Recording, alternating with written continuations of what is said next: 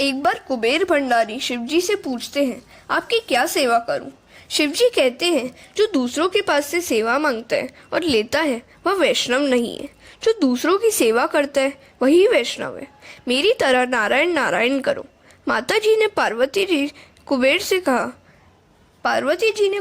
कहा, मेरे लिए सुवर्ण महल बना दो। कुबेर ने सुवर्ण महल बना दिया। वास्तु पूजा किए बिना तो महल में प्रवेश नहीं किया जा सकता। वास्तु पूजा के लिए रावण को बुलाया।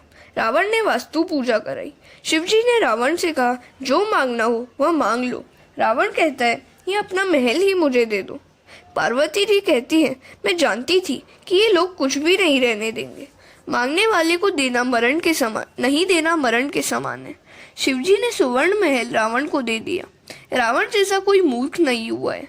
रावण ने कहा, महाराज महल तो सुंदर दिया, अब इस पार्वती को भी मुझे दे दो। शिवजी ने कहा, तुमको जरूरत हो तो ले जाओ, जगत में ऐसा दानवीर कोई नहीं हुआ। रावण माता जी को कंधे पर बिठाकर ले जा रहा है। पार्वती ने श्री कृष्ण का स्मरण किया। श्री कृष्ण ग्वाल बनकर मार्ग में आए।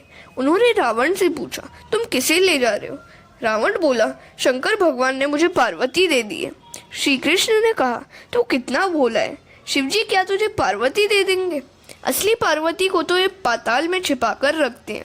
यह तो तुमको पार्वती की दासी दे दी है, दासी देकर तुमको बहला दिया है। असली पार्वती के देह में से कमल की सुगंध आती है, इसके शरीर में से क्या ऐसी सुगंध आती है? रावण दुविधा में पड़ गया। पार्वती जी की रावण के साथ जाने की इच्छा नहीं थी।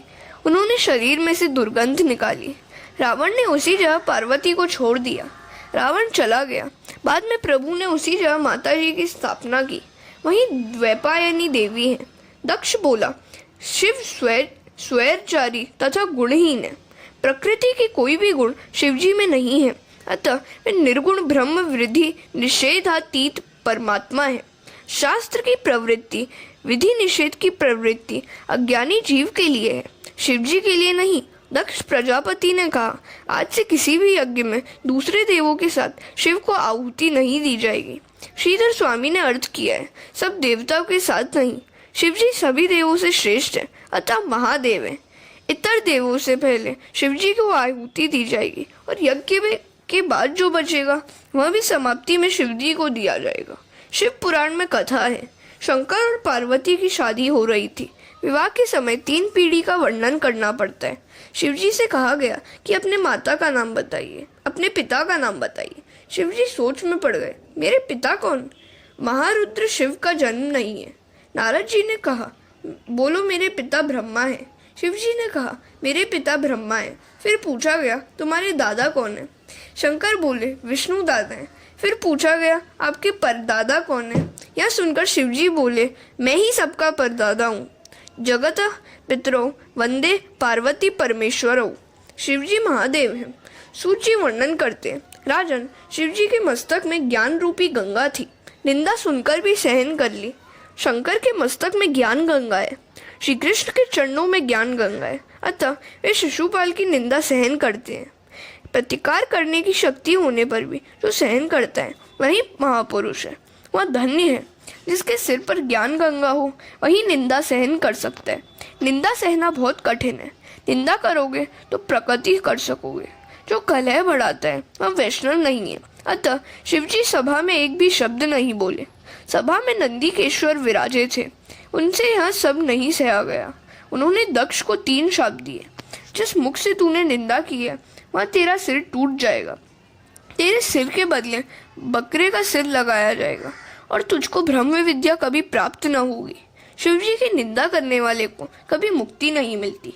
शिव तत्व को छोड़ने वाली बुद्धि को संसार में भटकना पड़ता है, उसे दुख होता है और कभी शांति नहीं मिलती। शिव निंदा करने वाला काम का विनाश नहीं कर सकता। शिवजी कहते हैं, तुम क्यों शाप दे रहे हो? शिवजी ने सोचा, मैं नहीं बोलूंगा तो नंदीकेश्वर दूसरे देवों को भी शाप देंगे। तुरंत ही वे कैलाश आ गए। शिवजी ने मन में कुछ नहीं रखा, सती से भी कुछ न कहा। भूतकाल का जो विचार करता है उसे भूत ने घेर रखा है, ऐसा ही समझना चाहिए। इसके बाद दक्ष ने कनकल क्षेत्र में यज्ञ का आरंभ किया। उसने ऐसा दुराग्रह किया कि यज्ञ में मैं विष्णु की तो पूजा करूंगा किंतु शिवजी की पूजा नहीं करूंगा। देवों ने उससे कहा कि तेरा यह यज्ञ सफल नहीं होगा। फिर भी दुराग्रह से उसने यज्ञ किया ही। जिस यज्ञ में शिव पूजा ना हो वहाँ विष्णु भी नहीं पधारते। ब्रह्म दधीची भी यज्ञ में नहीं गए। कुछ देवता कला देखने में आनंद आएगा ऐसा सोचकर उधर जाने को निकले। विमान में बैठकर देवता जा रहे थे। सती ने इन विमानों को देखा। सती ने सोचा कि ये देवकन्या कितनी भाग्यशाली हैं। ये लोग कहाँ जा रहे होंगे। एक देवकन्या ने कहा, आपके पिता के यहाँ यज्ञ है, वहाँ हम जा रहे हैं। क्या आपको मालूम नहीं है? क्या आपको आमंत्रण नहीं दिया गया? दक्ष ने द्वेष बुद्धि से शिवजी को आमंत्रण नहीं दिया था। सती को मालूम नहीं था कि पति और पिता के बीच अनबन हो गई है। उनका मन पिता के यहाँ जाने के लिए अधीर हो उठा। शिवजी समाधि से जागे। शिवजी ने कहा, देवी आज बहुत आनंद में हो। हरे कृष्ण।